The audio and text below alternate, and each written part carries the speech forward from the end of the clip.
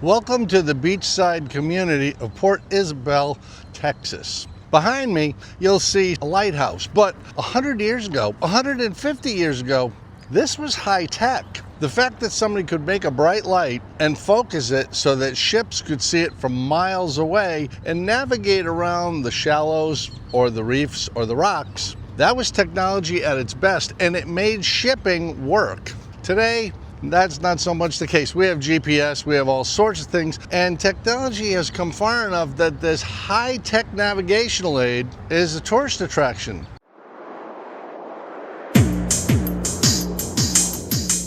Well, with that preamble out of the way, let's talk about technology, specifically technology as it relates to aviation and aerospace. I'll tell you something you knew and tell you something you probably didn't know. On December 17, 1903, the Wright brothers, in another beach town, Kitty Hawk, North Carolina, flew the first heavier-than-air aircraft. You knew that. You've probably been to the Smithsonian and seen the airplane hanging there from the ceiling. But is it really the airplane?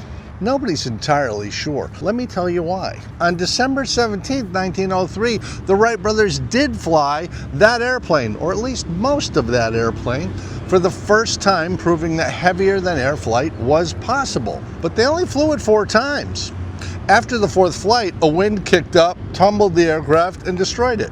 It was damaged enough that it couldn't fly anymore, and since it was a prototype vehicle, just a test bed, it had done everything it was supposed to do. The Wrights didn't put a lot of time and energy into rebuilding it again and trying to make it fly. Instead, they put their efforts into building a better flyer, which they did, and they did, and they did repeatedly. The process of testing and production and improvement just continues to this day in aviation. Part of the reason nobody's really sure that's entirely the right flyer is because normally when you disassemble an aircraft, there are identifiable parts. That's a wing, that's an empennage, that's a fuselage. That's not the case with the Wright flyer. When it's disassembled, it's a pile of sticks and some fabric with an engine sitting next to it. There's not a whole lot to it. Well, one of the things you might not have known, the American government never really gave the Wright brothers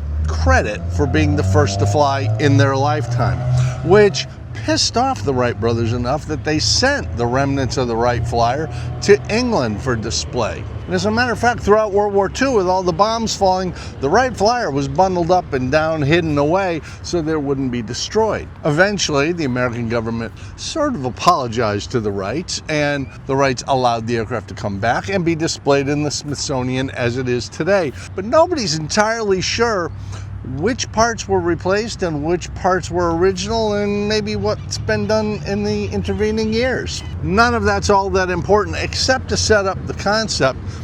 There's a test bed, there's a vehicle that we try out, we see how it works, and then later there are improvements to get to the production model. That's standard in almost all technological fields. The reason I'm not in Florida where I belong and I'm spending some time in Port Isabel, Texas, Starship is going to launch. In just a couple of hours, if all goes according to plan, and it is a beautiful day, so my hopes are high, Starship 11 will launch from Starbase right over there, about 7 miles, Starbase, Texas. That's an actual place. You can look it up. This is one of those things very much like the Wright brothers. Starship has gone through a long series of tests. Some of them very successful, some of them catastrophically unsuccessful to the casual observer. But in reality, it's normal to have problems with a test program, much like the Wrights did with the original 1903 flyer. It kind of fell apart when it got tumbled on the sand.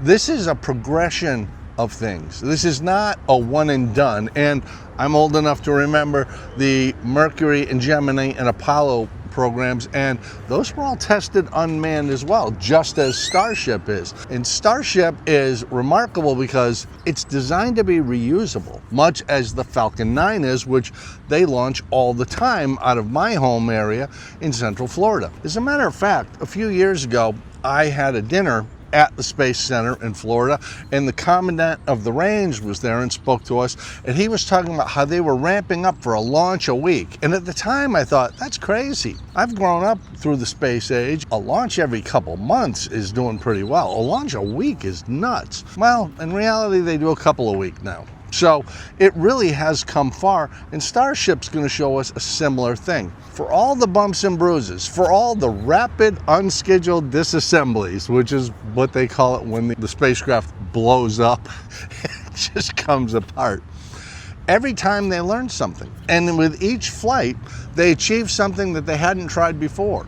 And for those of you who are unfamiliar with this, that's the way the Mercury and Gemini and Apollo programs work. Each mission built on the successes of the prior missions so that it really did get someplace. You were constantly moving in the direction of pushing the envelope back so that the missions were longer. Two spacecraft were joining up with each other. We orbit the moon, we land on the moon, we stay for a few hours until eventually we stay for 3 days, and we have a car, and guys are living on the moon and going to work and driving around and getting their experiments done. That's where we're headed with Starship. This is the real point of it. If you drive out to Starbase, and it actually is a town called Starbase, Texas, there's an enormous amount of construction going on. The Cybertruck is the official company car of SpaceX, and there are just lines of them there for engineers, employees, guests, people to use.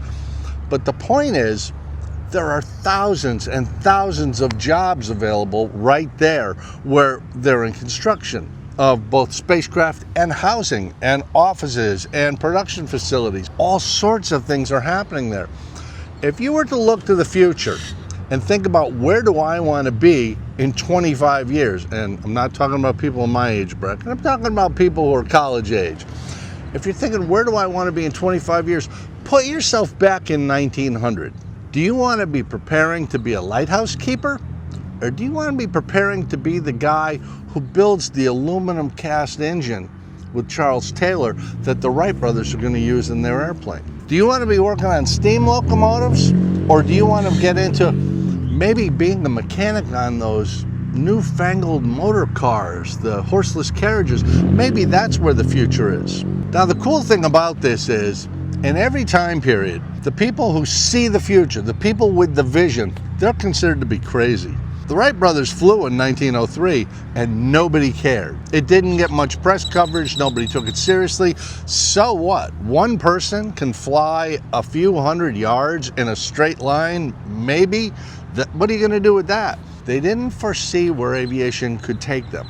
That was just a prototype.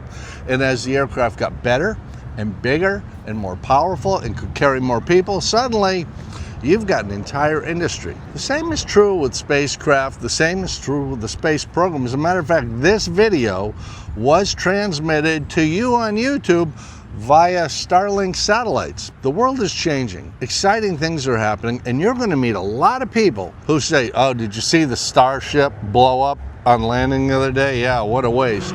That thing took off from right here at the southern tip of Texas, just hundreds of yards from Mexico, flew most of the way around the world to the Indian Ocean, and set down in a controlled fashion. I don't think that's a failure. I think that's a glimpse of the future. And that's the same if you're training to be a pilot and you suddenly realize, hey, somebody has to fly drones, somebody has to program those, and they're becoming a big deal. Maybe I should be in the future business instead of in the past business. Maybe instead of preparing to fly the DC-3 or the 727, I should be preparing to design and maintain and build and fly the aircraft and the rocket ships of the future, because they're here now. And they're in places like southern Texas at Starbase. So give it some thought. If it's just entertainment, you like watching it on TV and seeing this behemoth vehicle, and it is massive. Seeing that behemoth vehicle launch and fly around the planet, awesome.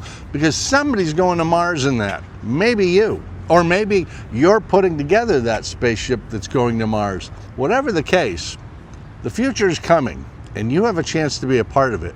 And because you have an interest in aviation, you've got a head start on everybody else. Go check out what happens with Starship 11 and 12 and everything after that. Go look at your local airport and see what's happening there that might fit your life. But I'll bet you could get a job in aviation that's a whole lot more exciting than sitting at a desk selling insurance policies or in a model home trying to sell people on this new phase 2 of the development. I think there might be something in aviation. As a pilot, an engineer, a line service worker, a maintenance worker, somebody that's assembling aircraft, somebody that's flying drones, somebody in air traffic control. I think there might be a job out there for you that you might find really exciting, really satisfying, and probably a bit more financially rewarding than that insurance job or the real estate thing. Hey, give it some thought and come back and see us in the future.